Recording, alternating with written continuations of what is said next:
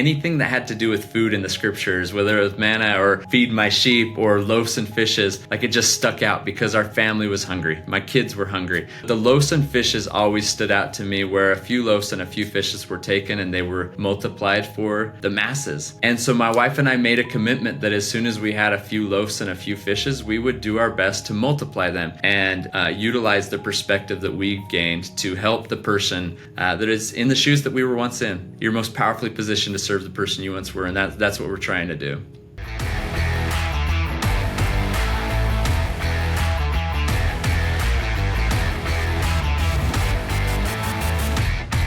Trevor, brother, so great to see you. Thanks for joining me, man. I know this was last minute, but I wanted to have this conversation prior to your book releasing. I'm very, very excited for you. I know this has been a long time in the works. No, anytime you message me or call, I'm here for you, and I appreciate the opportunity to be here on your platform. This is awesome, man. Thank you. Yeah, I know with your company, MTNOPS, you've got this slogan. I hesitate to even call it a slogan or a tagline of, conquer more, because I know how much more it is than that. I'd actually like to start with what you guys are doing as an organization to, and I said conquer more, but I think it's actually conquer hunger, I should say.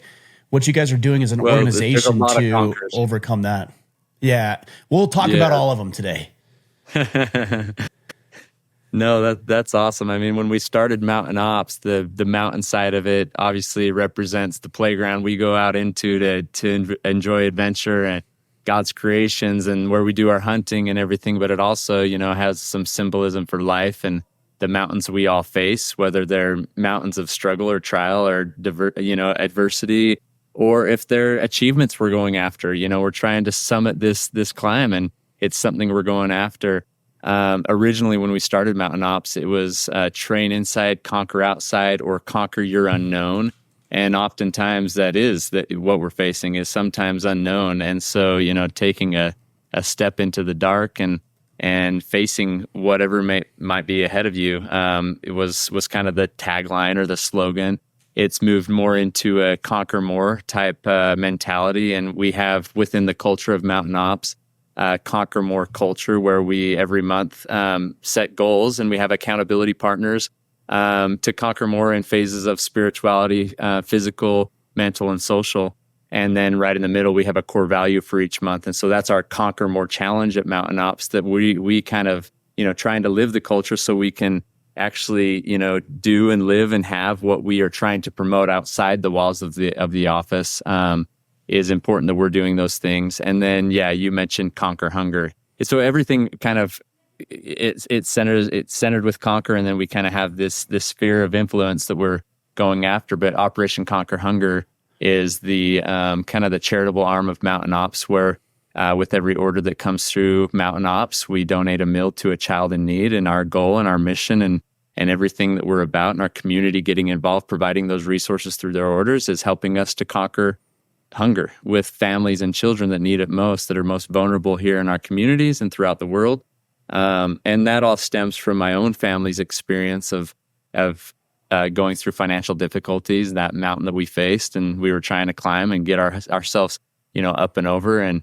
And so we gained some perspective, some eyes to see the need around us, and we decided to respond to that new perspective by helping people conquer hunger. So the whole premise around MTNOPS is to help people conquer. And honestly, most importantly, through connection, we conquer. So it's the community that we've built, a connection with each other that way. For me personally, a connection with my team here at MTNOPS, a connection with my family, and then our number one core value at MTNOPS, recognizing God. So ultimately for me, a connection with God, who is my greatest partner in helping me find the strength to conquer more, to conquer hunger, to conquer my unknown, whatever it may be. So, yeah, I think more than anything, and I've been familiar with your company. You guys started in 2015, 2014, MTNOPS? 2014. We actually, this week is our 10-year anniversary. Oh, nice. So, okay.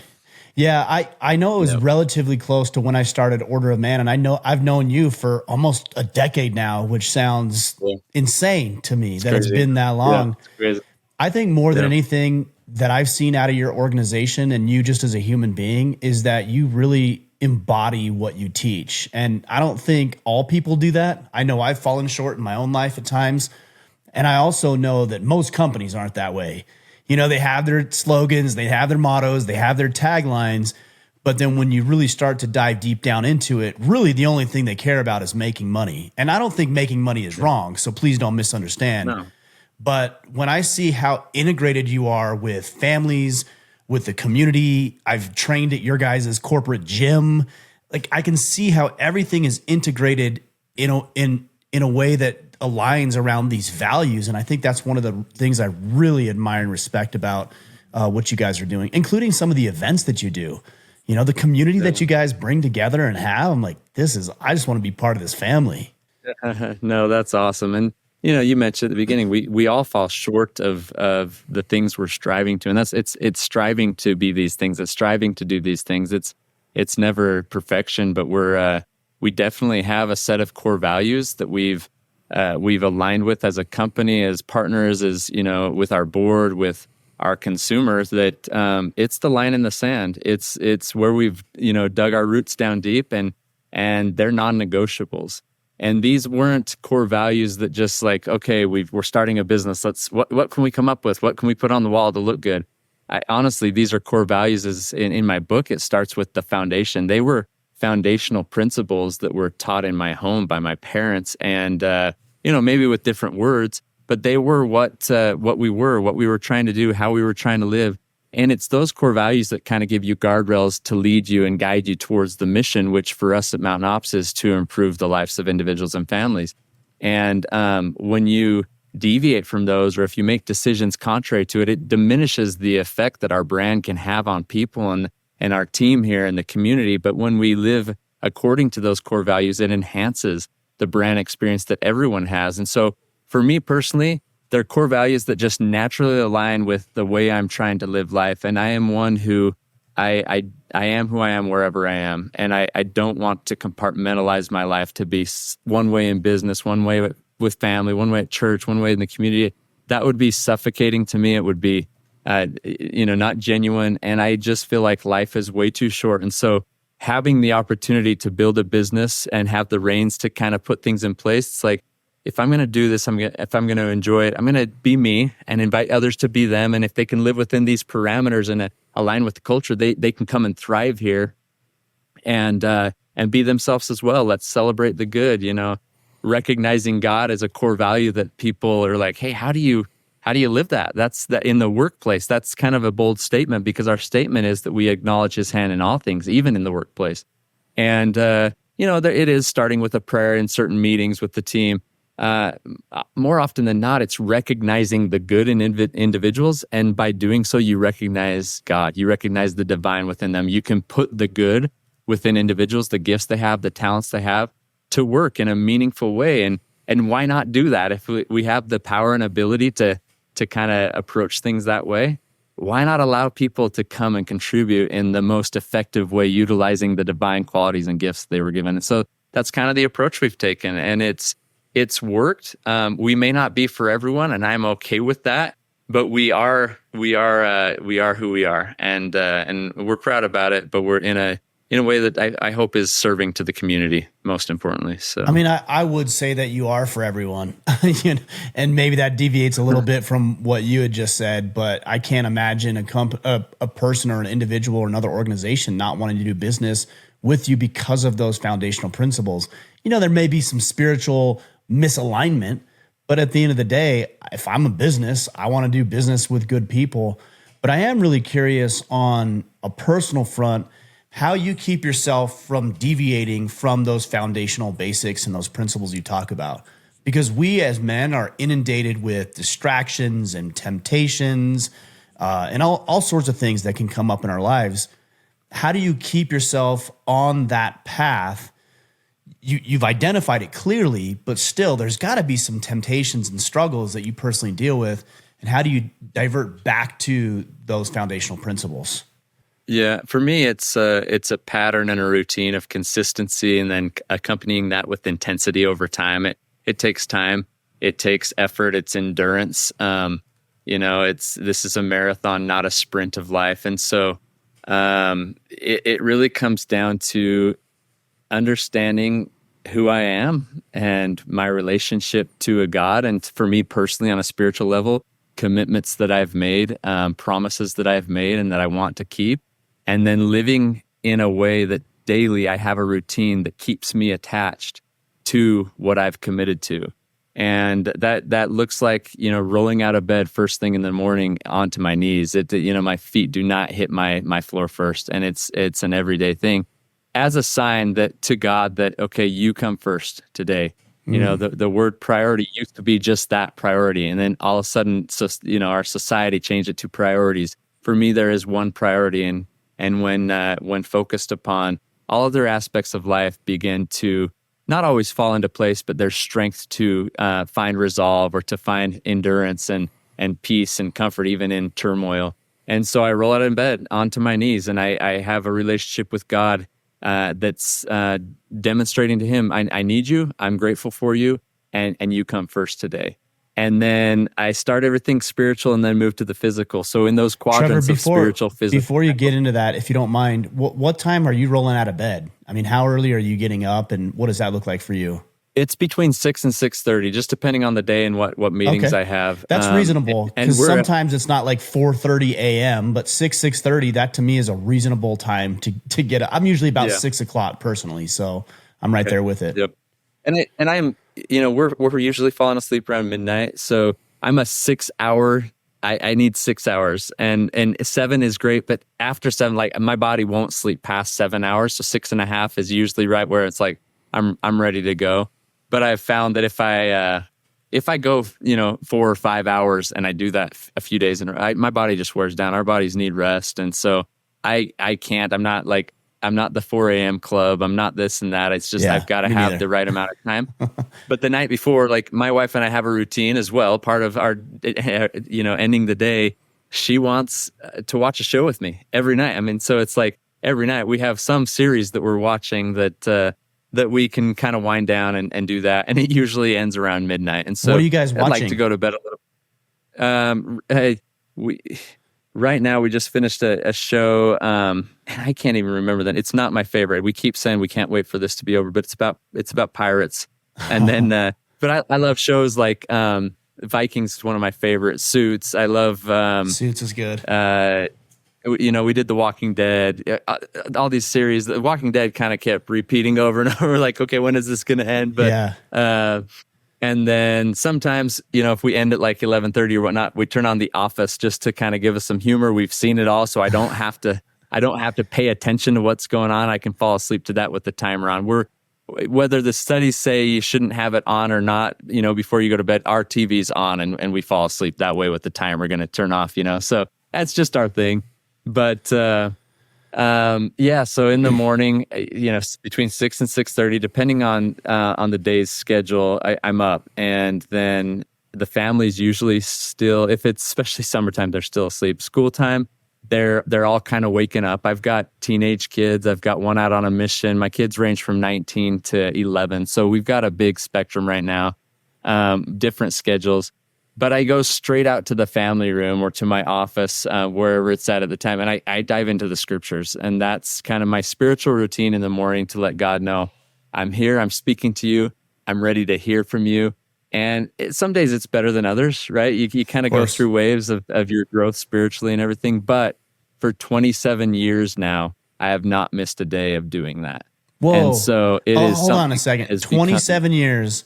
You've never missed a day of reading scriptures in the morning, is what you're saying. Correct. That's wild. That's intense. I mean, that obviously 27 years. Well, you're talking about one of the things you said is consistency. No, I don't think that. It just goes to that level of consistency and intensity that you're talking about. Yeah. And the intensity did build over time, because that started when I was 15 years old. I had somebody challenge me to do it for a year, and I said, okay.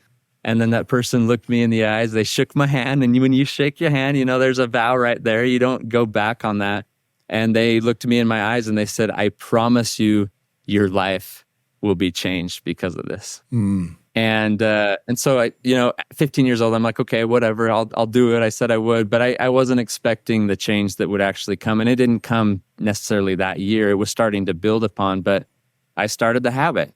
And then when that year was over, there was something I loved about that routine, but I wasn't like a scriptorian. I still feel like I'm not. I'm still learning and growing. And just for the day, I'm like, okay, what should I gather from this today? And but I did it, and then it trickled into. I'm not going to give up on this now. I'm already doing it, so this is good. It feels good. It feels right, And it just continued, and then just over time, it's one thing, and then I did add intensity by studying topics and by really diving in and prayerfully looking for what God needs to share with me, especially during struggling times. I could kind of put myself in those pages and say, okay, this is what this individual did to overcome their challenges. I'm going to approach my life the same way. And so you're not 27 years.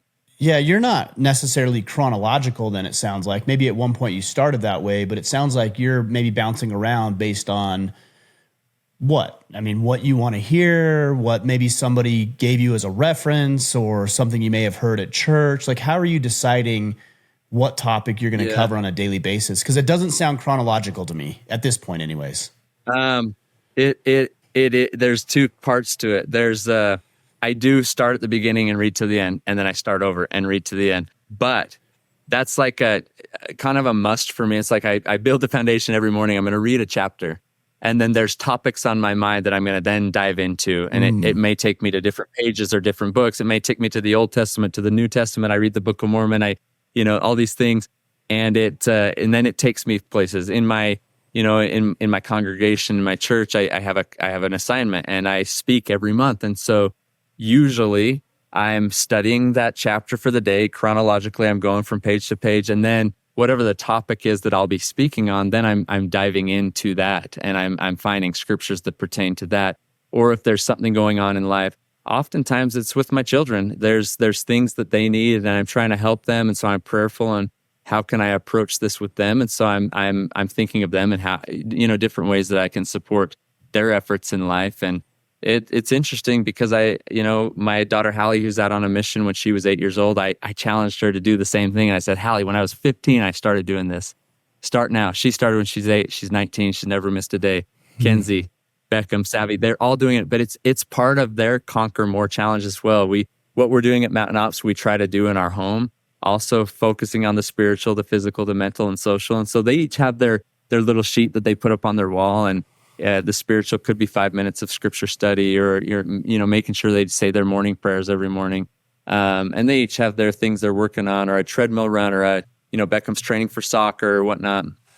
So it's things that I'm not just doing for myself, but we're trying to incorporate into our family routine. And during the school year, when I'm done, it's usually about 7:00 now. I'm finished wrapping up my own study. The family comes and gathers.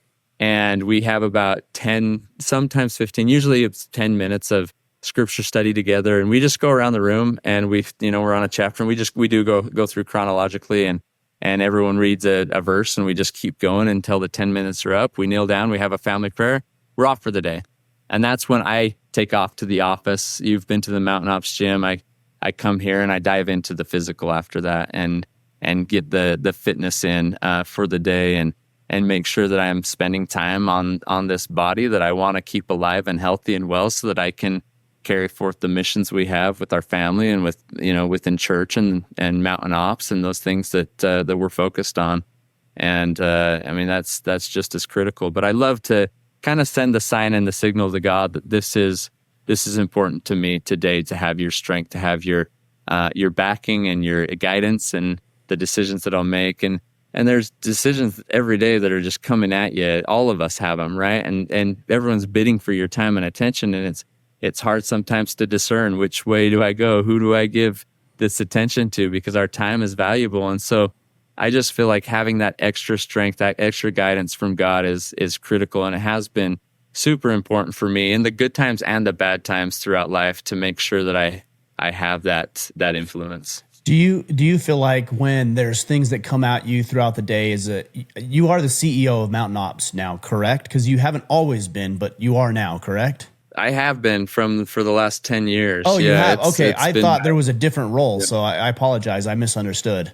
No, yeah, one of the co-founders, founded it with a few different individuals, the Harbertsons, Joe Pilcher, but no, I've been the only CEO here at Mountain Ops Okay, I for didn't the know that. existence of the 10 years. Yeah, So when things come at you, you alluded to something. Some things are worthy of your attention and some aren't. And personally, it's difficult for me on a daily basis, and I think it's probably amplified for you more so than me, where you're going to say yes, hopefully to the right things, but you also have to say no. And you also have to say that's not a priority or that's not important or that's a hard pass or whatever that looks like. How do you navigate that? And how have you, I assume, gotten better at that over the past decade of doing it? Because saying no and saying this is not important for me is something that's really, really difficult for myself and a lot of men who might be listening.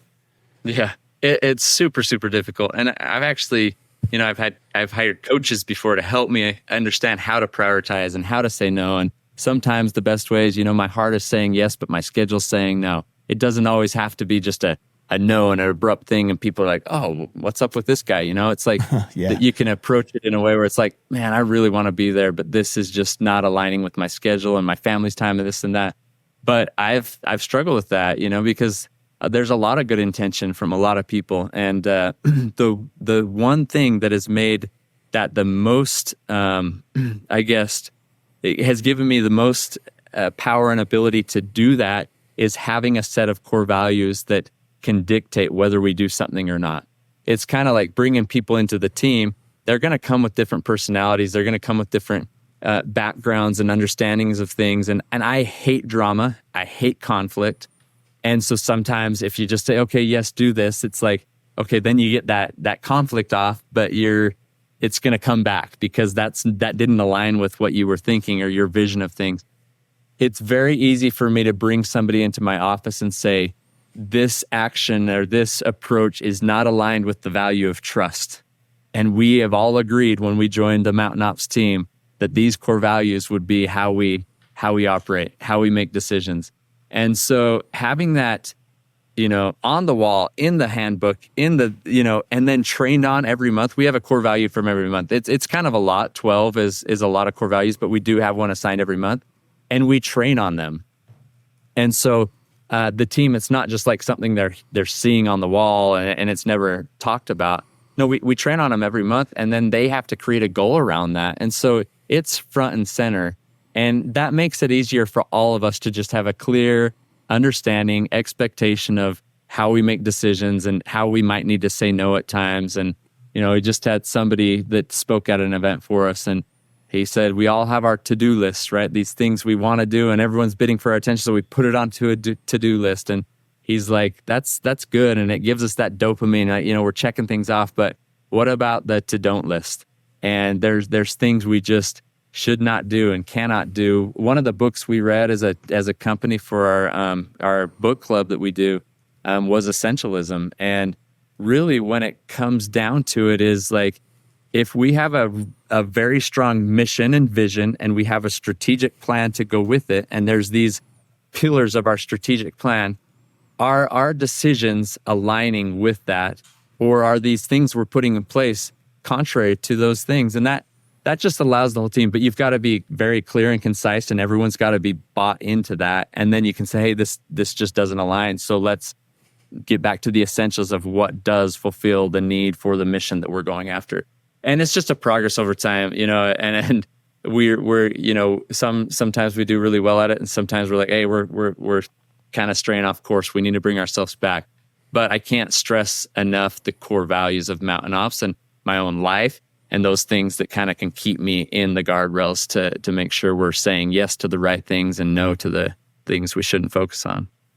So you talk about trust, for example, as being one of these 12 core values. Are there other values that come to mind right offhand that you have implemented not only personally but professionally? Yeah, I mean, recognizing God at the top. We start January with recognizing God. We end the year with joy is our core value for December, in hopes that as we look back at the year, that we have experienced joy in the journey that we're on. And we're all on a journey. And so I try not to take this business too serious, as far as like clock in at 9 and clock out at 5 and you like just come and do your job. It's like, no, this is something people are volunteering their time for. Yes, they get paid, but there's plenty of opportunities. They can go one place or another or another or another.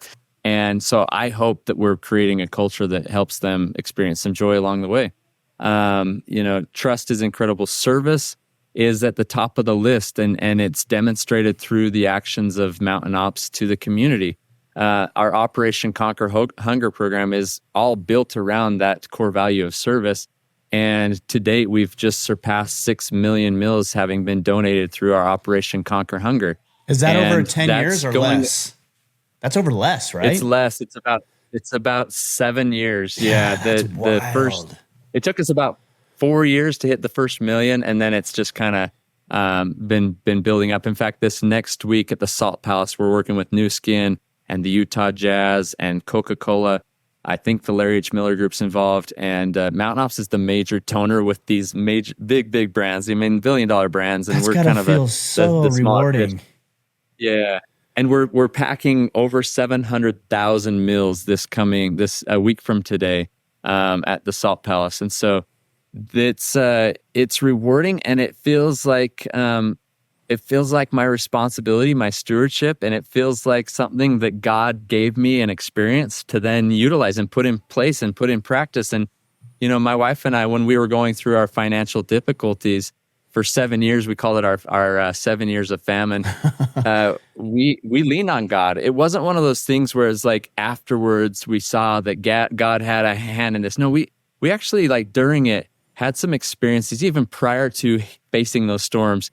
Recognizing God kind of preparing us for that. And then in the midst of the storm, knowing that he had prepared us and we were supposed to learn some things and grow from it. And being a family of faith, an individual and an organization of faith, we leaned and we turned to the scriptures often. And I always remember, like, anything that had to do with food in the scriptures, whether it was manna or feed my sheep or loaves and fishes, like, it just stuck out because our family was hungry. My kids were hungry. We weren't starving. But we had to gain some assistance. We had to lean on others, and that was difficult for a young father struggling to provide and just feeling like a failure. But the loaves and fishes always stood out to me, where a few loaves and a few fishes were taken and they were multiplied for the masses.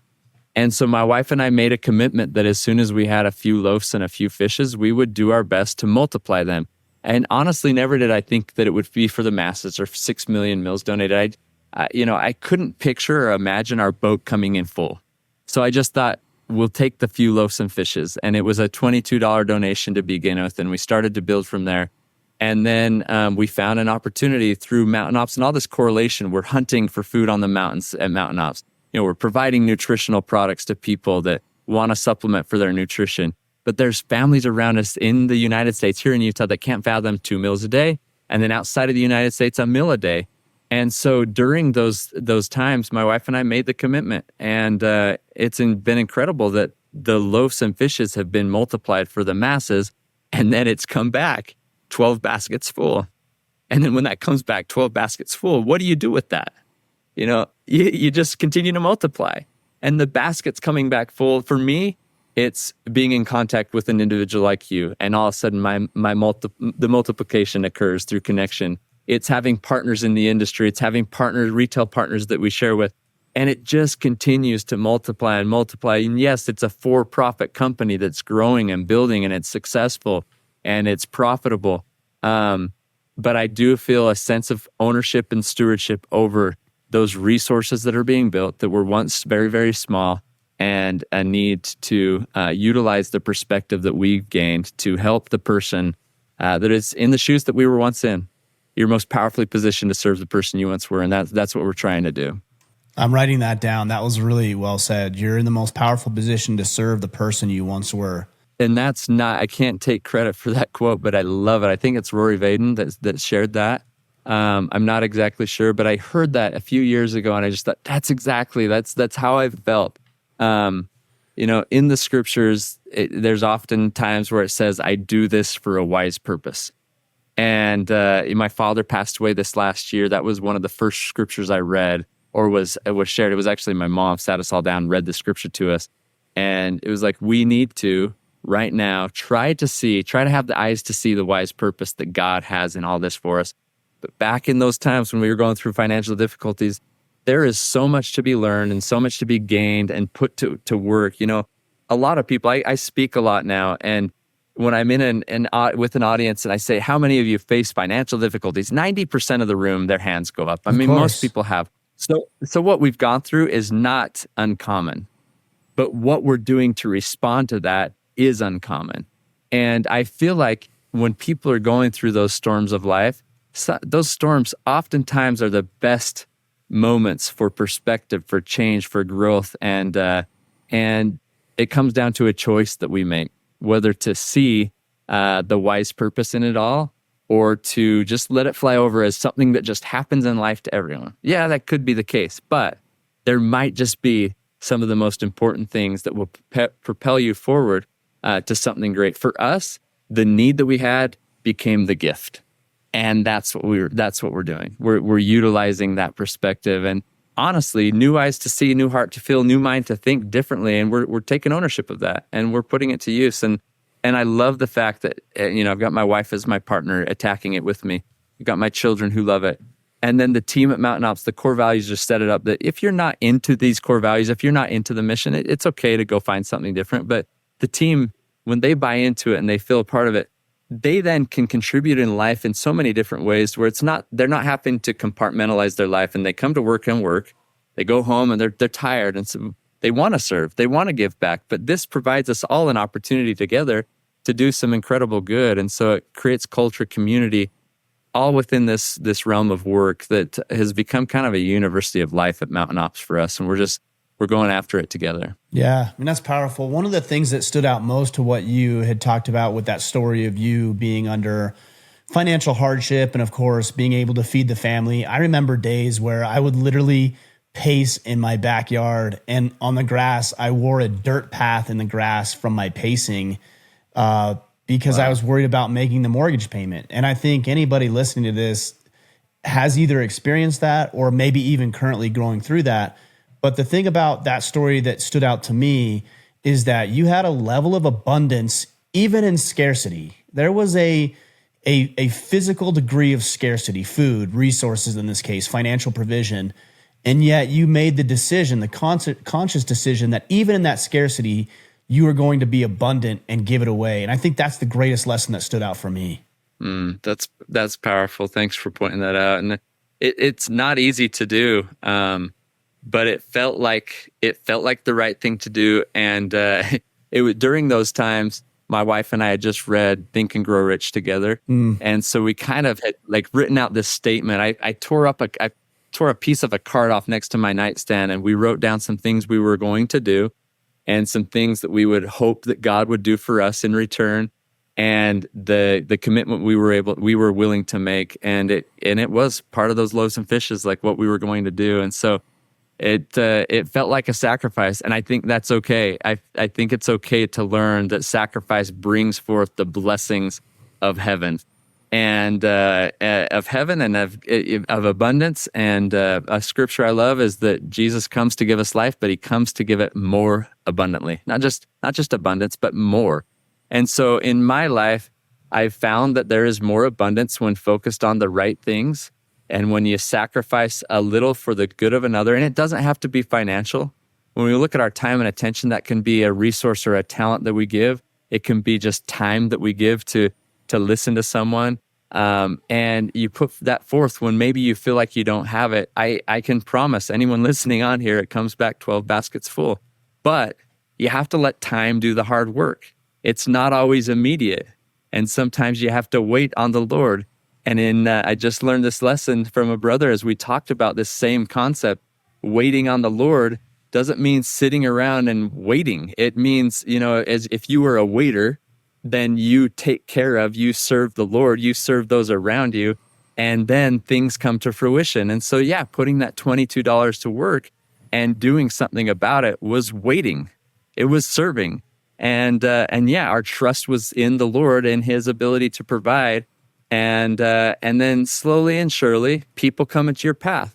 Opportunities come knocking, and then things just start to work out, and you have to see those opportunities when they come your way.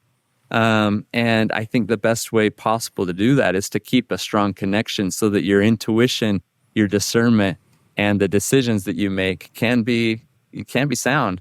It's difficult when you're going through those times to really have a clear conscience and not conscious, but like clear mind, to be thinking of things the right way. Sometimes it's all consuming when you're frustrated, you're failing, you're financially, you're not able to provide. We didn't pay on our mortgage for 2 years. I was getting the foreclosure and default letters. Our house was up for auction, couldn't pay on our cars. Our daughter was in the hospital with medical bills just piling up. For me, it was the touch of destruction that I had. It wasn't the Midas touch. It was like everything was going wrong all around us. And provide, preside, protect, right? I was failing. That was what I wanted to do. And for years, I felt like I was doing a great job. And then we decided to take what we had earned and go out and try to spread our wings. And then all of a sudden, those things that you and your community live by, that I love, and I live by that as well. It's like I was failing, and I felt it. And I instead of pacing back and forth, I would walk up a mountain, and I'd find a rock, and I'd bury my head in my hands and just cry out to God, like, I need you. I don't know how to take another step. I don't know how to breathe right. I don't, but there was consistency with certain realms of my life, those routines that we just talked about. I kept with those consistent things, and over time, people, opportunities, things came into the path that made all the difference. But sometimes you have to let time do the hard work. I learned that quote from Jim Shockey, who we both know. I sat with him and in an interview once, and he talked about his own physical transformation and stuff he's done in life, and he just said, the problem with people is we don't we exhaust our energies in the wrong places. You have to let time do the hard work, focusing on the right things. So it's critical that over time things can work out as long as you put in the consistent effort, add intensity over time as well. So you've talked a lot about your relationship with God, and obviously that's something near and dear to your heart. I think there's a lot of guys listening who may not have the same level of conviction and may not even desire to, frankly. But something that really stood out to me is you were walking up this mountain to this rock and burying your head in your hands and crying out to God. Is even if you don't quite have that relationship, I think there's power in figuring out that there is something outside of and beyond yourself as an unmovable litmus test for how you should live your life. And that's the problem, I think, with culture today, is that everybody's just tossed in different directions based on the cultural climate and social media conditioning and what politics are saying and what they're not saying. And everybody's just kind of wandering around, just being tossed back and forth. But when you have God in your case, in my case as well, as an immovable object to fixate on, I think you're less susceptible to the whims of culture and society that are going to pull you off course. I 100% agree. And I would just say we have to be source critical. There's so much information coming our way. People are information rich and time poor. And so judgment of the information is critical. But when you do have that source to go to, and ours being God, and some people call it a higher power or the universe, whatever it is, I start my book out by saying I understand and respect, revere that so many people have varying degrees of understanding of God, or they have different convictions or beliefs, and that should be celebrated. But if there isn't that, I would challenge anyone listening to try to find what it is that they can fixate on, they can hone in on. As for me and my house, we serve God, and that's been something that's been brought up from my childhood. It was important to me as a child because I saw how important it was to my parents. But then it had to become something that was, for me personally, I had to find that conversion to God myself, and it took hard work, and it took dedication, it took consistency, and then it took intensity. And when you show forth that type of effort, God loves effort. And so then he starts to reveal himself. He starts to reveal his will. You can align yourself with him. And then some of those things that sometimes feel like, oh man, I need so much faith for this, they start to become logical, and they make sense. But it's hard at times. It takes faith, and that's what's required. But I agree with you. I would say with anyone, go up and just enjoy nature you get outside, put the phone down, just listen to even your own internal thoughts for a period of time, but be very source critical because there is so much out there. I mean, I even look at the supplement industry that we're in, and there are so many brands out there. It's such a saturated place. So many brands that are selling products, but people are hiding behind a screen, sharing false claims, false testimonials, false this and that. And they can do it. And people believe them because they're on the internet. They're on TV. They're on, it's like, no, you've got to be so discerning, but so much is coming at us so fast that it's very difficult for people. So even a good friend, find a good friend that you trust, and then kind of let the rest drown out and focus your life and discipline your life around good, solid principles. I go back to core values. I think if you can establish your own personal core values and say, okay, this is how I'm going to live by, then any of that information come your way. If it doesn't align with it, just that's what you say no to. Our time and attention is so valuable. So it doesn't fit into the core values, to the structure of my life that I've put in place. And you've got to be disciplined with that for it to actually work over time. But consistency and intensity. I also like that you're talking about this concept of waiting. I hear from a lot of men who whether they consciously acknowledge it or not, are just waiting for something to happen. Like, maybe I'll get that promotion. Maybe I'll stumble into this romantic relationship that I meant to stumble into. Maybe I'll find at some future point my purpose and my calling. I'll just stumble over it by happenstance. And obviously, I don't believe that. Doesn't sound like you do. The term that's often used, I think, in the LDS culture, I know you still are. I am not LDS. But the term is anxiously engaged, right? That's the term that you might hear in that culture. Yeah. Or somebody like Andy Frisella might call it aggressive patience, where you realize it's going to take time, but you're not just sitting back waiting for something to happen. You're engaged in a meaningful pursuit with a little bit of patience, knowing that it will happen when it's supposed to happen, as long as you, the individual, are putting forth and exerting as much effort as you possibly can. You will be met, I think, with abundance and prosperity in your life. It's so critical. I mean, faith without works is dead, and you anxiously engaged in a good cause. I think it's so critical, so important. When my wife and I read Think and Grow Rich, I mean, the title of that book is deceiving, because you don't. It's not just a thought process. It's not something you can just think about and it comes to fruition. It's definitely hey, I'm gonna think about things. I'm gonna imagine them. I'm gonna kind of put this dream out there, this vision of what I want to accomplish. And it all comes down to the work you're willing to put in, and so it doesn't come without blood, sweat, and tears. At least I don't know any other way. And I'm a simple guy.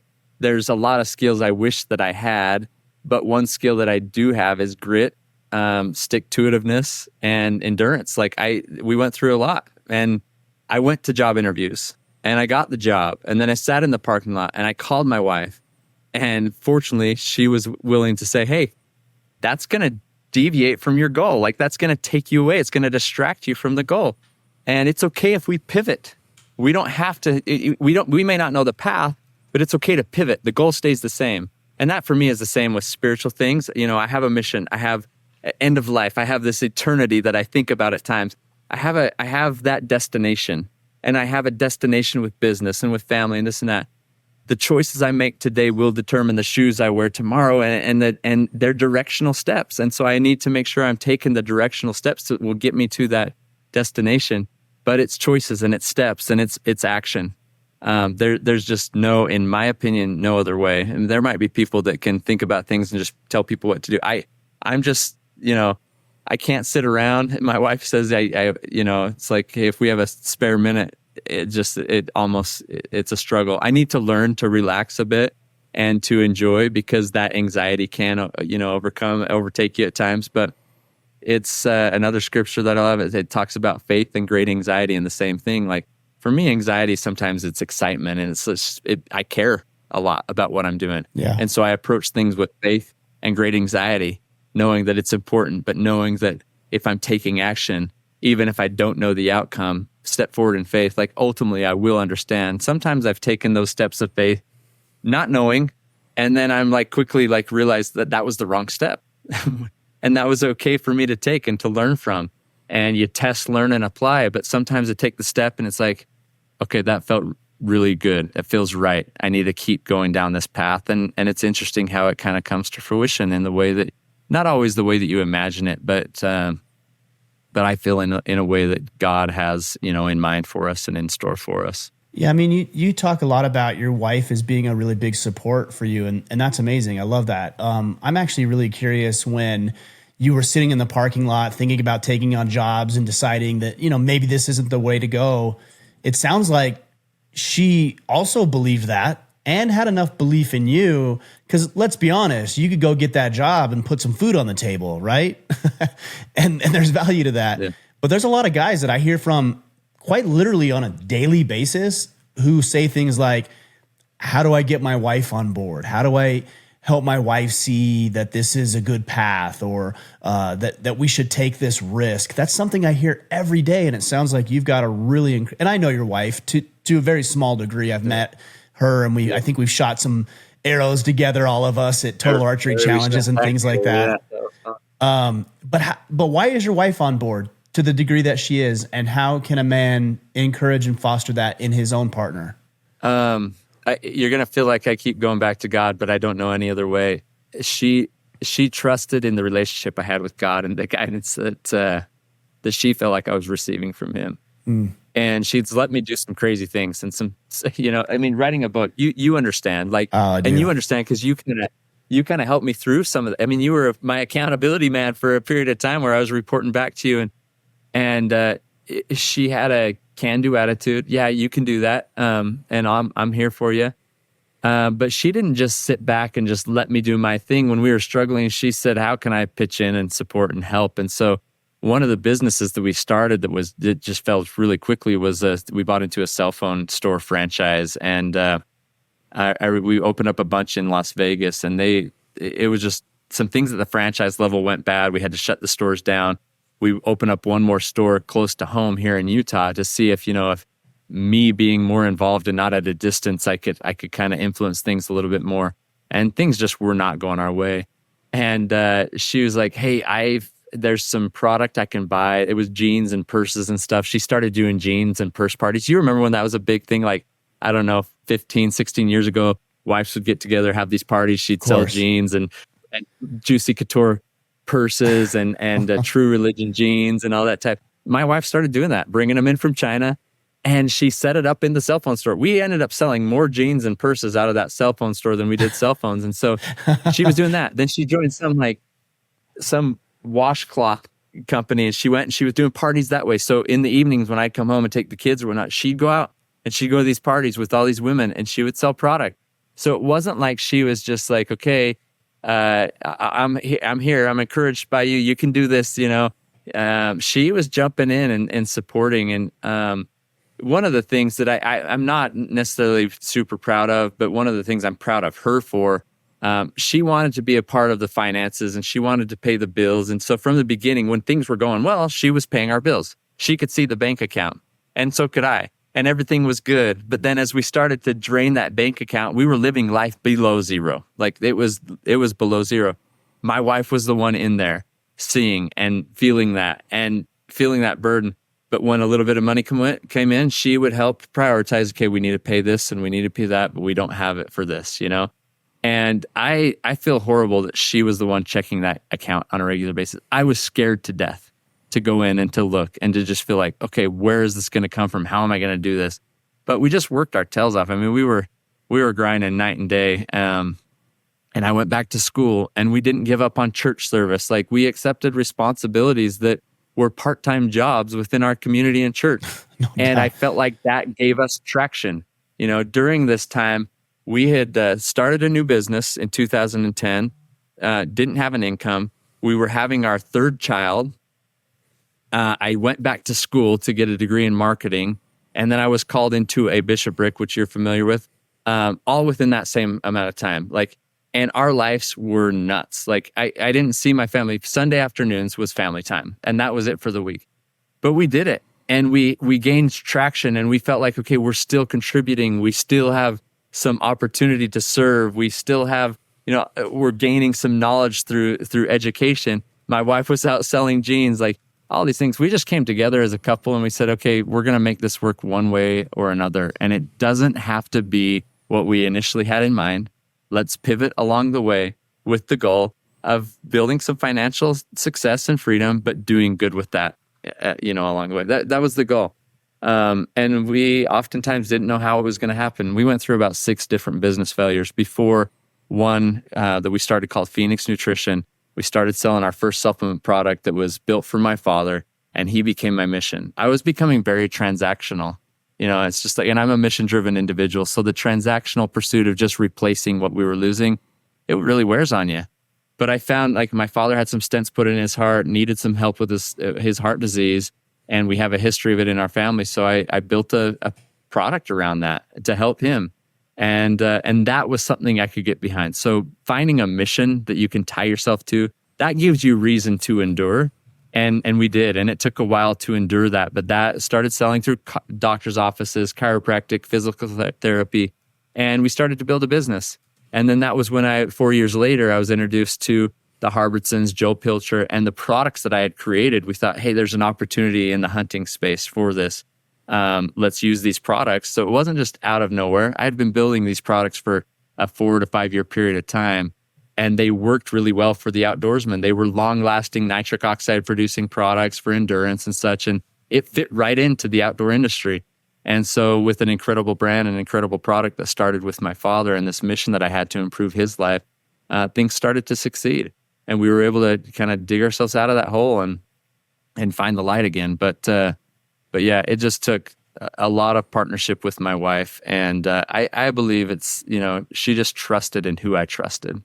And she we had a faith in each other. We went to a men's retreat a couple months ago. I was asked to speak at, and she was the only woman in the room, sitting in the back, listening to me speak. And then after, the guy that was running the event asked her to come forward, and all the men circled around her. It was really cool, but she hates being put on the spot. So he said, hey, tell us from your perspective. We've just heard from your husband, all that you guys went through, your perspective. How was that? How did you guys make it through? And, we're emotional. Our eyes sweat every once in a while. She got pretty sweaty-eyed. And she said, we turned to each other when we could have turned apart. And together we looked to God. And that was it. Somebody grabbed her after and he said, okay, we get it. Your faith thing. Like you believe in God. Like what else? That's and it. She like for like a split second, she was like, that was it. That's all we had. Together we looked to God. That was it. And I just loved her for that. So there was this trust in each other and a trust in God that pulled us through. And we're better together because of it. And I know not everyone has that. Not everyone has that support or that partnership. And it doesn't mean that things weren't rocky or rough. But we really made an intentional, concerted effort to come together and together go to God. So it's always interesting to me when a guy will come up to somebody like yourself or me or anybody else, and that individual he's looking to because they have some level of success, some metric that is important to them. And so they'll ask for advice, and then that individual will give advice. And like, no, what else you got? It's like, be humble, be open. You're looking to you. People are listening to this podcast, and I know they're inspired by you. And I also know a lot of guys are like, yeah, but the spirituality thing, it's like, well, choose. You got to make a choice. Do you want what somebody like you, Trevor, has? And if you do, you're sharing the code, to use the book's title, the code to be able to do it. And so you can accept it graciously and humbly and then apply it, or go find something else. But it's always funny to me when somebody's like, you could even see this with Goggins, people like, oh, David Goggins or Cam Haynes, he did the forward for your book. And they're like, how do you be a better hunter? And Cam's like, just go run a marathon every day. And they're like, no, I don't want to do that. It's like, then don't. But don't say you want that guy's results if you're not willing to put forth that guy's effort or that guy's belief in himself. 100%. I mean, we started this conversation with talking about a routine that's been going on for 27 years.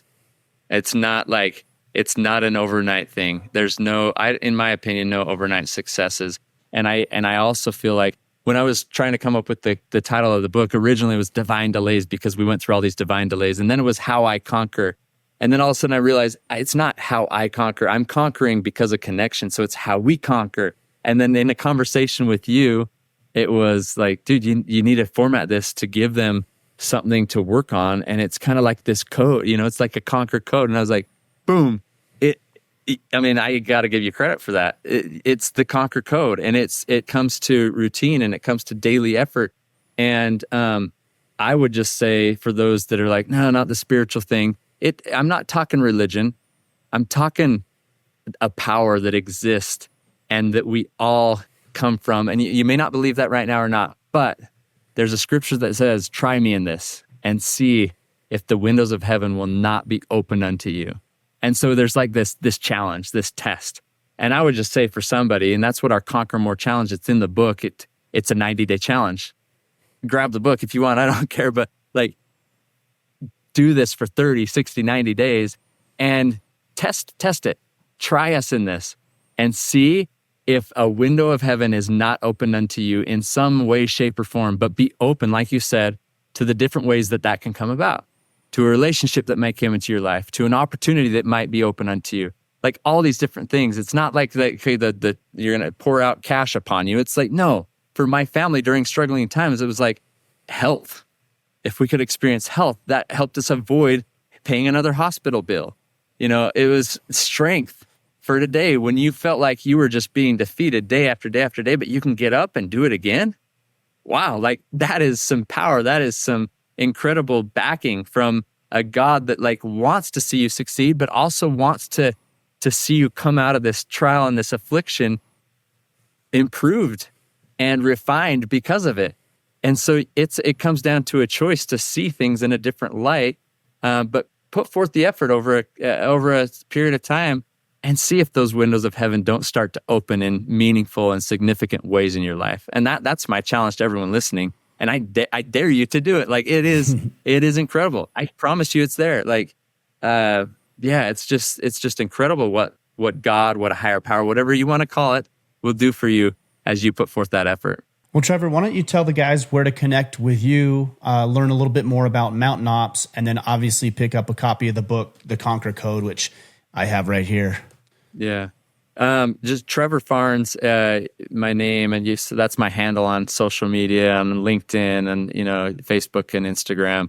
That's where I put out most of the content that I'm putting out. MTNOPS, MTNOPS, is great. Come learn about what we're doing and the mission that we have to improve lives through the products and services and the conquering hunger that we do.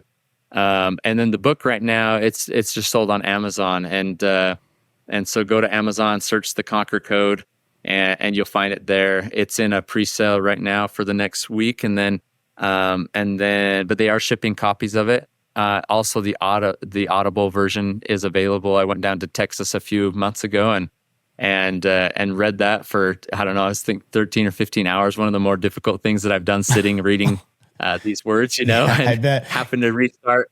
And then I'm an emotional guy, so the emotion just stayed in it. I told him there's no way around this. So when I'm telling a story about my little daughter Savvy or Kenzie or Hallie or Beckham, whoever it is, like the emotions are going to run free throughout the book. And when my wife and I are going through those struggling times, man, that kind of hit me like I was back in that place and we're imagining it. My wife and I just listened to it together on a long drive over the weekend, and both of us had the tissues, and it kind of puts you back into those moments. But I didn't cut that out. I want the reader to hear and understand that this is real, and I know it's real in your lives. And so if I can be powerfully positioned to serve somebody that's going through something that we went through, I hope you feel the sincerity and the emotion and the intentionality around the words that I've put down on paper and through that recording. Yeah, man, they'll feel it. I've known you for, like I said, a decade now, and I know it, in you, and I see it with what you guys are doing. And this book's going to serve a lot of people. Trevor, I appreciate you, brother, man. It's been good to get to know you on a personal and professional level. And I wish you all the best with this. We're going to sync everything up so the guys know where exactly to go. But thanks for taking some time with us today, man. All right. Thank you. You're a blessing in my life, man. Appreciate you.